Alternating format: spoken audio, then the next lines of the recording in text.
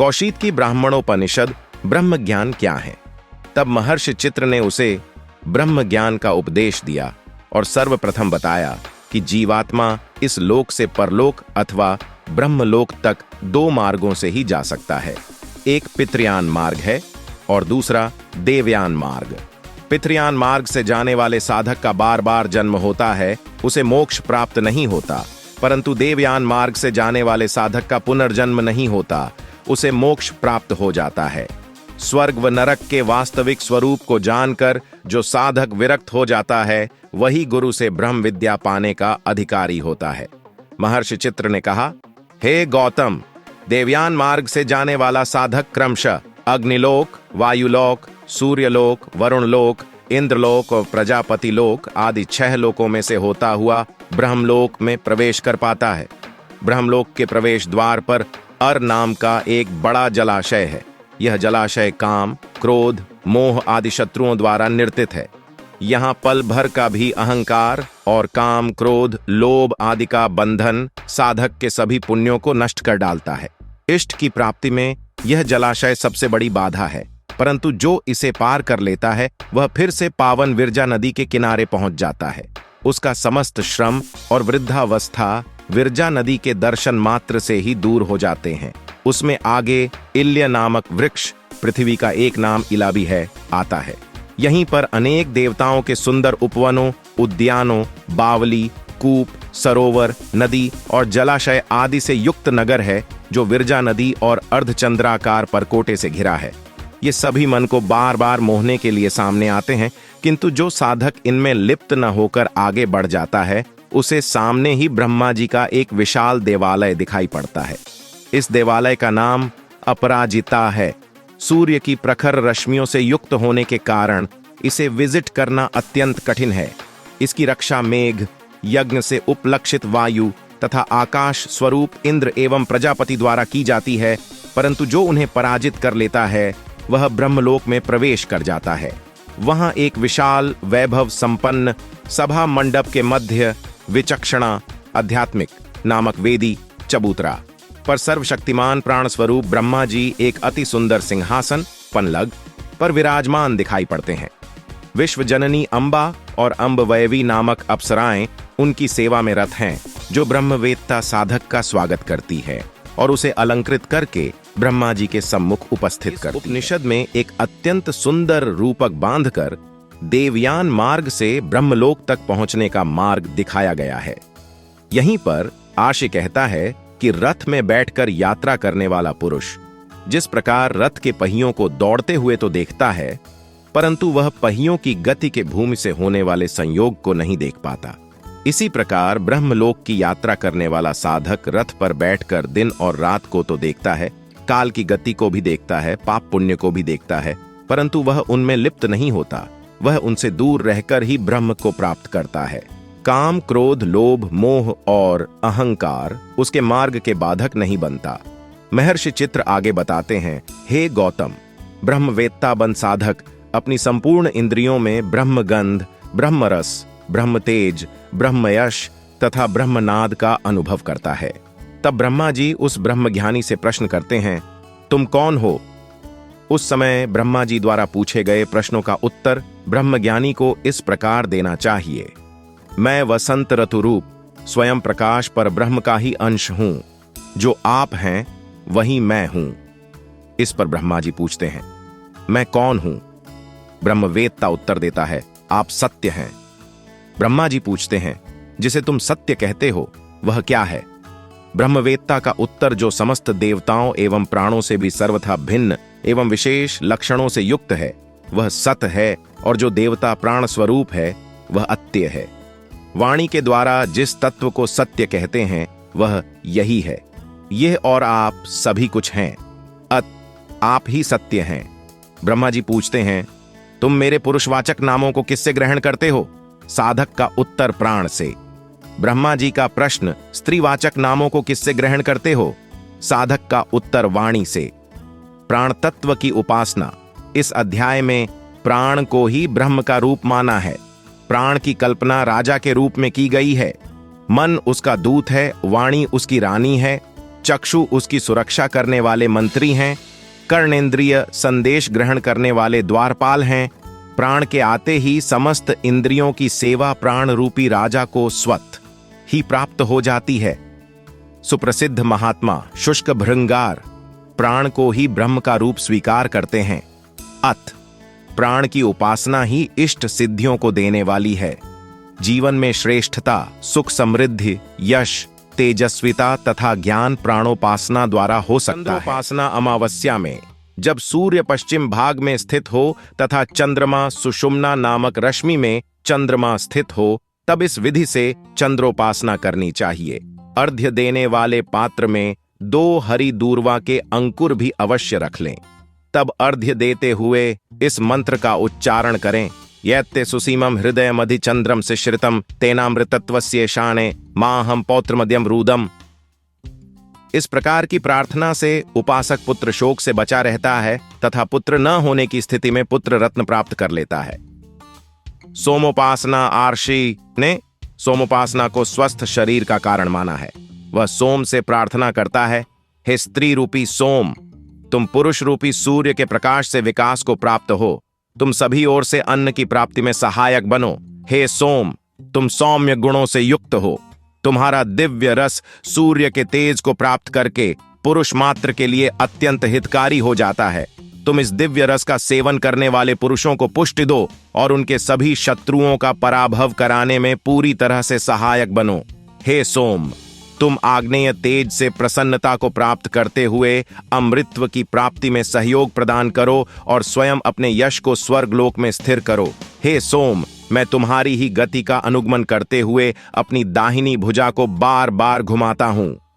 ऋषि ने सोम को 5 मुख वाला प्रजापति कहा है। उसका एक मुख ब्राह्मण है, दूसरा मुख अक्षत्रिय है, तीसरा मुख बाज पक्षी है, चौथा मुख अग्नि है और 5वां मुख तुम स्वयं हो। इस प्रकार सोम की प्रार्थना करने के उपरांत गर्भाधान के लिए तत्पर स्त्री के पास बैठने से पहले उसके हृदय का स्पर्श करें और इस मंत्र का पाठ करें। यत्ते सुमीमे हृदय हितमंत प्रजापतो मन्ये हम मां तद्विद्वांसम तेन मां हम पौत्रम धम रूदम। इस प्रकार की गई प्रार्थना से साधक को कभी पुत्र शोक नहीं झेलना पड़ता। आर्षि का संकेत उस माता की ओर है जो अपना दूध अपनी संतान को पिलाती है। उसके दूध में सोमरस जैसी रक्षात्मक शक्ति विद्यमान होती है। उसी से बालक स्वस्थ रहता है। माता का दूध बालक के लिए नैसर्गिक प्रक्रिया है। प्रकृति का विरोध अनेकानेक भयानक परिणामों का कारण बन जाता है। मोक्ष हेतु प्राणोपासना मोक्ष के लिए प्राण तत्व की उपासना के संदर्भ में आर्षि ने एक सुंदर रूपक द्वारा प्राणों के महत्व को दर्शाया है। एक समय वाणी आदि समस्त देवता अहंकार के वशीभूत होकर अपनी अपनी महत्व सिद्ध करने के लिए परस्पर विवाद करने लगे। प्राण के साथ सभी ने शरीर से बहिर्गमन कर दिया। उनके निकल जाने से शरीर काष्ठ की भांति चेतना रहित होकर सो गया। वाणी ने अपना वर्चस्व सिद्ध करने के लिए शरीर में अकेले ही प्रवेश किया। वाणी के प्रवेश करते ही शरीर वाणी से बोलने लगा, लेकिन वह अपने स्थान से उठ नहीं सका। इसके बाद नेत्रेंद्रिय देवता ने शरीर में प्रवेश किया, बोलने भी लगा और देखने भी लगा, लेकिन इस बार भी वह उठ नहीं सका, निश्चेष्ट ही पड़ा रहा। तत्पश्चात उस शरीर में मन ने प्रवेश किया। मन के द्वारा वह सोचने योग्य तो हो गया, पर इस बार भी वह उठ नहीं सका। तब सबसे अंत में प्राण ने उस शरीर में प्रवेश किया। उस प्राण तत्व के प्रवेश करते ही वह शरीर उठकर बैठ गया। इससे प्राणों का महत्व सर्वोपरि सिद्ध हो गया। सभी अन्य इंद्रियों ने प्राण में ही मोक्ष आदि साधना की शक्ति को स्वीकार किया। उन्होंने जाना कि प्राणों के द्वारा ही अमृतत्व गुण को प्राप्त किया जा सकता है और यह शरीर ऊपर उठकर स्वर्गलोक की ओर जा सकता है। प्राणों के द्वारा ही शरीर की समस्त चेतनाएं और इंद्रियां कार्य करती हैं। अतः प्राणों की उपासना द्वारा ही ब्रह्म से संयोग का कारण बनता है। प्राणों के द्वारा ही विशिष्ट ज्ञान स्वरूप परब्रह्म को प्राप्त किया जा सकता है। पिता द्वारा संप्रदान कर्म उत्तराधिकार देना करना। इस अध्याय में पिता द्वारा अपने पुत्र को उत्तराधिकारी बनाने की प्रक्रिया का सांगोपांग उल्लेख किया गया है। आर्षि का कहना है कि अपना अंतिम समय आया जानकर पिता को अपने संपूर्ण उत्तरदायित्वों से मुक्त हो जाना चाहिए और जो कुछ भी उसके पास है उसे अपने पुत्र को सौंप देना चाहिए। पुत्र को भी अपने पिता द्वारा छोड़े गए दायित्व को सहर्ष स्वीकार कर लेना चाहिए। पिता को चाहिए कि शुभ्र वस्त्र धारण करके अपने पुत्र को अपने पास बुलाए और उससे कहे, हे पुत्र, मैं तुम्हें अपनी वाक शक्ति, अपने प्राण, अपने नेत्र, अपने कान, अपने रसास्वादन, अपने समस्त श्रेष्ठ कर्म, अपने सुख दुख, अपनी मैथुनजन्य शक्ति तथा रति सुख, अपनी गतिशीलता, अपनी समस्त इच्छाएं, अपनी बुद्धि, अपना यश, ब्रह्म तेज और अपना श्रेष्ठ स्वास्थ्य तथा अन्न को पचाने की शक्ति आदि सभी सद्गुण प्रदान करता हूं या तुम्हारे भीतर प्रतिष्ठित करता हूं। पिता द्वारा ऐसा कहने पर पुत्र विनम्रता से उन्हें स्वीकार करे और अपने बाएं कंधे की ओर दृष्टि करके हाथ से ओंठ करके कहे, पिताश्री, आप अपनी इच्छानुसार कामना युक्त स्वर्ग को तथा वहां के समस्त भोगों को प्राप्त करें।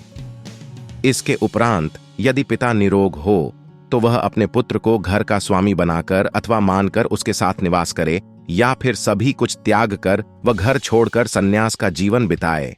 ऐसा पिता उचित समय के आने पर दिव्यलोक को गमन करने वाला होता है। वास्तव में उत्तराधिकार का सही नियम यही है। लोक कल्याण का अधिकारी कौन है?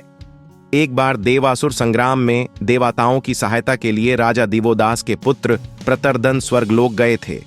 वहां उनकी अद्वितीय युद्ध कला एवं शौर्य से प्रसन्न होकर इंद्र ने उन्हें वरदान देना चाहा था। इस पर प्रतरदन ने कहा, हे देवराज, जिस श्रेष्ठ वर को आप मानव जाति के लिए परम कल्याण युक्त मानते हो वैसा ही कोई श्रेष्ठ वर आप स्वयं ही मुझे प्रदान करें। की बात सुनकर देवराज इंद्र ने कहा, राजन, इस संसार में कोई भी ऐसा व्यक्ति नहीं है जो दूसरों के सुख के लिए वर मांगता हो। आप कोई ऐसा वर मांगे जो आपके अपने लिए हो। इस पर प्रतरदन ने कोई भी वर ग्रहण करने से इनकार कर दिया। राजा प्रतरदन को सत्य का आरूढ़ देखकर देवराज इंद्र ने कहा, हे राजन, तुम मुझे ही मेरे यथार्थ रूप को जानो, यही मानव जाति के लिए श्रेष्ठ वरदान है। देवराज के इस कथन में प्रतरदन ने पहचाना कि इंद्र ने न जाने कितने पथभ्रष्ट असुरों और मर्ष्य मुनियों को दंड दिया, पर अहंकार विहीन और निष्कामी होने के कारण इंद्र का बाल भी बांका नहीं हुआ। तब उसने समझा कि निष्काम कर्म करते हुए और अहंकार का सर्वथा त्याग करते हुए जो जीवन जिया जाता है वह मानव कल्याण के लिए ही होता है। लोक कल्याणकारी व्यक्ति के लिए निर्भिमानी और निष्काम कर्मी होना परम आवश्यक है। ऐसा व्यक्ति ही इंद्र अर्थात प्रज्ञा रूपी प्राण तत्व के यथार्थ स्वरूप को प्राप्त कर सकता है और बड़े से बड़ा पाप कर्म भी उसे प्रभावित नहीं कर सकता। यदि दैविक प्रवृत्तियों की रक्षा के लिए किसी आतताई व्यक्ति का वध भी करना पड़े तो उसका भी पाप नहीं लगता। प्रज्ञा स्वरूप प्राण कौन है? देवराज इंद्र ने प्रतरदन को उपदेश देते हुए कहा कि जो भी मेरे सत्य स्वरूप को पहचान जाता है उसे कभी पाप नहीं लगता, क्योंकि मैं स्वयं ही प्रज्ञा स्वरूप प्राण हूं। इंद्र आगे कहता है कि उस प्राण तथा श्रेष्ठ ज्ञान से युक्त आत्मस्वरूप के रूप में प्रख्यात मुझ इंद्र की तुम आयु और अमृत रूप से उपासना करो। वह स्पष्ट करता है कि आयु ही प्राण है, प्राण ही आयु है और प्राण ही अमृत तत्व है। इस शरीर में जब तक प्राण है तभी तक आयु है। इस प्राण तत्व के द्वारा ही साधक दूसरे लोक में जाकर अमृत तत्व के विशेष सुख को प्राप्त करता है। जो व्यक्ति आयु और अमृत के रूप में इंद्र की उपासना करता है वह इस लोक में पूर्णायु को प्राप्त करता है और स्वर्ग के सुखों का पान करता है। शरीर में प्राण का महत्व ही सर्वोपरि है।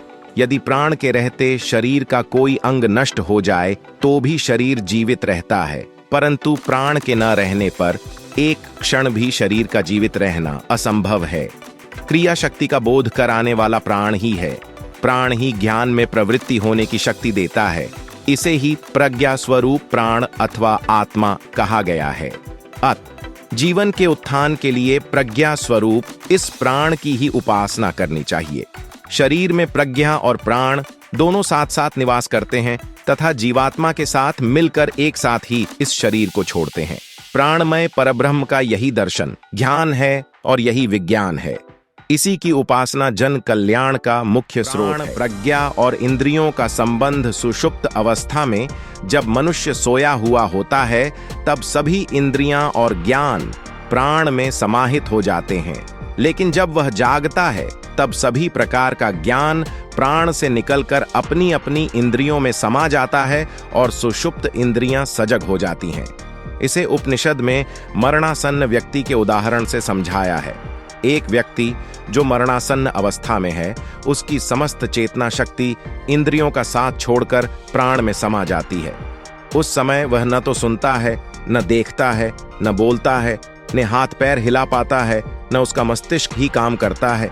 यही स्थिति ध्यानस्थ योगी की होती है। परंतु जब वह मरणासन्न व्यक्ति रोगों से छुटकारा पाकर पुनः जीवित हो उठता है, अथवा वह ध्यानस्थ योगी फिर से सहज जीवन में लौट आता है, तब उनकी समस्त इंद्रियां अपने अपने स्वभाव के अनुसार फिर से सजग हो उठती हैं, मन के द्वारा निर्देशित होने लगती है। प्राण ही सर्वप्रथम मन को जागृत करता है, वही संपूर्ण इंद्रियों को नियंत्रित और अनियंत्रित करता है। मन का सीधा संबंध प्रज्ञा से है और प्रज्ञा का प्राण से। इस प्रकार प्राण, प्रज्ञा और इंद्रियों का अन्योन्याश्रित संबंध है। प्राण तत्व से ही प्रज्ञा है और प्रज्ञा से ही समस्त इंद्रियों को संचालन होता है। शरीर से उन्मुक्त होने वाला प्राण जब उत्क्रमण करता है, तब वह उस समय इन सभी इंद्रियों सहित ही उत्क्रमण करता है। वाणी सभी नामों का, नाक सभी गंधों का, चक्षु सभी रूपों का, कान सभी ध्वनियों का और मन सभी ध्यानस्थ विषयों का परित्याग कर देता है। अत शरीर में प्राण ही वह प्रज्ञा है और प्रज्ञा ही वह प्राण है जो एक साथ इस शरीर में निवास करते हैं। शरीर की समस्त इंद्रियों का परिचालन इन्हीं के द्वारा होता है। प्रज्ञा के द्वारा ही वह समस्त इंद्रियों के स्वभाव के अनुरूप अनुभूति को प्राप्त करता है। प्रज्ञा के अभाव में सभी का अस्तित्व नगण्य हो जाता है। प्राण अथवा प्रज्ञा के बिना किसी भी रूप, विषय अथवा इंद्रिय की सिद्धि नहीं हो सकती। जिस प्रकार रथ की नेमी अरों के और अरे रथ की नाभि के आश्रित होते हैं, उसी प्रकार के समस्त इंद्रियाओं प्रज्ञा के द्वारा ही विद्यमान हैं। यह प्रज्ञा अथवा प्राण ही परमात्मा का आनंद स्वरूप और अजर अमर रूप है। यह न तो अच्छे काम से वृद्धि पाता है और न बुरे कार्य से संकुचित होता है। यह समदर्शी है, यह समस्त लोकों का अधिपति है और सबका स्वामी है। यह प्राण ही हमारा आत्मा है। इसे जानकर ही परमात्मा की उपस्थिति को अनुभव किया जा सकता है। ब्रह्मांड की शक्तियां गर्ग गोत्र में उत्पन्न बलाका आर्षि के पुत्र का नाम गार्ग्य आर्षि के नाम से प्रसिद्ध था। वे चारों वेदों के प्रकांड विद्वान थे। उशीनर प्रदेश उनका निवास स्थान था। वे प्राय देश के विभिन्न प्रदेशों में भ्रमण करते रहते थे। कभी मत्स्य देश में तो कभी कुरु पांचाल में रहने पहुंच जाते थे। एक बार वे घूमते घूमते काशी के विद्वान राजा अजातशत्रु के दरबार में पहुंचे। वहां वे अत्यंत अहंकार पूर्ण वाणी में राजा से बोले, हे राजन, मैं आपको ब्रह्म तत्व का उपदेश दूंगा। गार्ग्य ऋषि के ऐसा कहने पर काशी नरेश अजातशत्रु ने कहा, हे विप्रवर, आपके इस उपदेश के लिए मैं आपको 1 सहस्त्र उत्तम कुल वाली गौएं प्रदान करूंगा। मुझे तो प्रसन्नता है कि अब तक ब्रह्म विद्या के श्रोता और दानी के रूप में मिथिला नरेश जनक का ही नाम था। आज आपने हमारे पास आकर विदेहराज जनक की भांति हमारा गौरव बढ़ाया है। ब्रह्म तत्व का उपदेश देते हुए आर्षि गार्ग्य और अजातशत्रु के मध्य इस सब प्रकार वार्तालाप हुआ। आर्षि गार्ग्य, हे राजन, इस सूर्यमंडल में जो अंतर्यामी परमेश्वर स्थित है, मैं ब्रह्म बुद्धि से उसी की साधना करता हूं। अजातशत्रु, हे ब्राह्मण, ऐसा नहीं है। यह श्वेत वस्त्रधारी सूर्य तो सभी से महान है। यह सबसे उच्च स्थिति में केंद्रित सबका शीश है।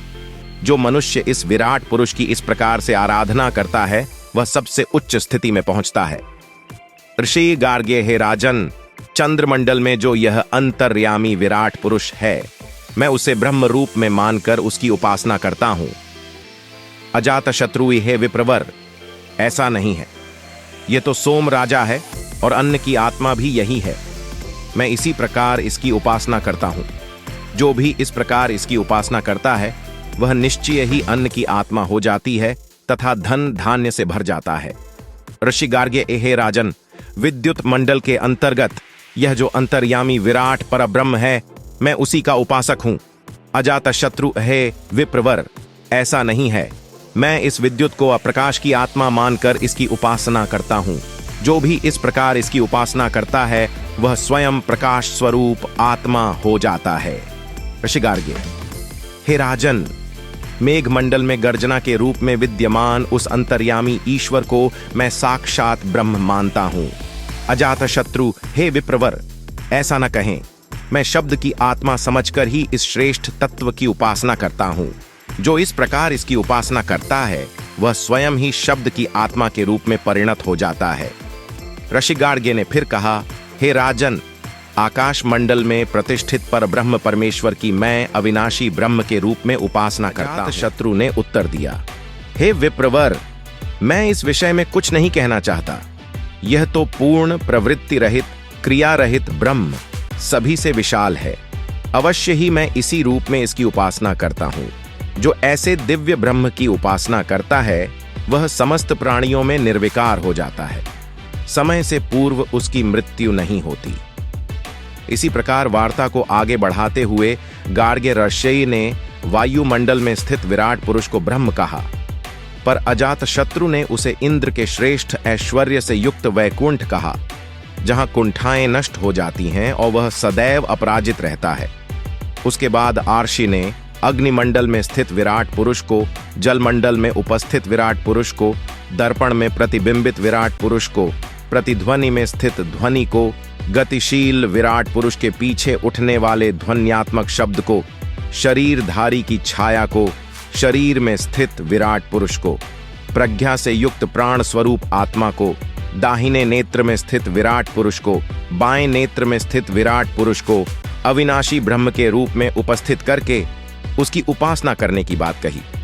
परंतु अजातशत्रु ने क्रमशः सभी को नकारते हुए अग्नि को दूसरों का प्रहार सहन करने वाला विषा सही, जल में स्थित ब्रह्म को नामधारी जीवात्मा, प्रतिबिंब को प्रतिरूप, प्रतिध्वनि को गति का अभाव युक्त, ध्वन्यात्मक शब्द को प्राण स्वरूप, शरीर की छाया को मृत्यु रूप, शरीर में स्थित विराट पुरुष को प्रजापति का स्वरूप, प्रज्ञा से युक्त आत्मा को यम का स्वरूप, दाहिने नेत्र में स्थित पुरुष को नाम, अग्नि और ज्योति की आत्मा, बाएं नेत्र में स्थित पुरुष को सत्य, विद्युत और तेज का आत्मा बताया और उसी रूप में उनकी उपासना करने की बात कही। अजातशत्रु की बात सुनकर गार्ग्य ऋषि मौन हो गए और उन्होंने अजातशत्रु को अपना गुरु स्वीकार कर लिया। परंतु क्षत्रिय होने के कारण अजातशत्रु ने ब्राह्मण गार्ग्य को शिष्य बनाना स्वीकार नहीं किया। हाँ, एकांत में उन्हें ब्रह्म का ज्ञान अवश्य कराया। वे उन्हें लेकर एक सोते हुए व्यक्ति के पास गए और उसे अनेक नामों से पुकार कर जगाने का प्रयत्न किया, परंतु जब वह नहीं जागा तो अजातशत्रु ने छड़ी से चोट मारकर उसे उठाया। उसके जागने पर अजातशत्रु ने आशी गार्ग्य से कहा, हे विप्रवर, यह व्यक्ति इस प्रकार अचेत होकर कहां सोता था और किस प्रदेश में यह था, और अब जागने के बाद यह कहां आ गया है?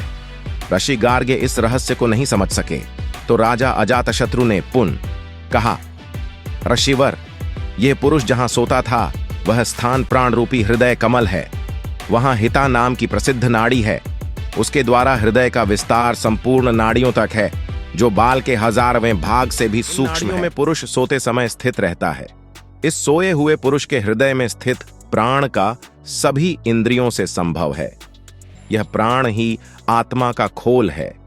यह प्रज्ञावान आत्मा इसी खोल में सूक्ष्म रूप से उसी प्रकार विराजमान रहती है जैसे लकड़ी की म्यान में तलवार रहती है।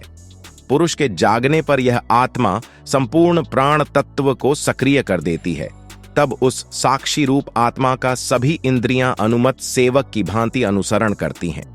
इसी आत्मा को जानने वाला ज्ञानी इंद्र की भांति अपने सभी शत्रु असुरों अथवा पापों को नष्ट करके त्रिलोकी का सर्वश्रेष्ठ पद प्राप्त करता है।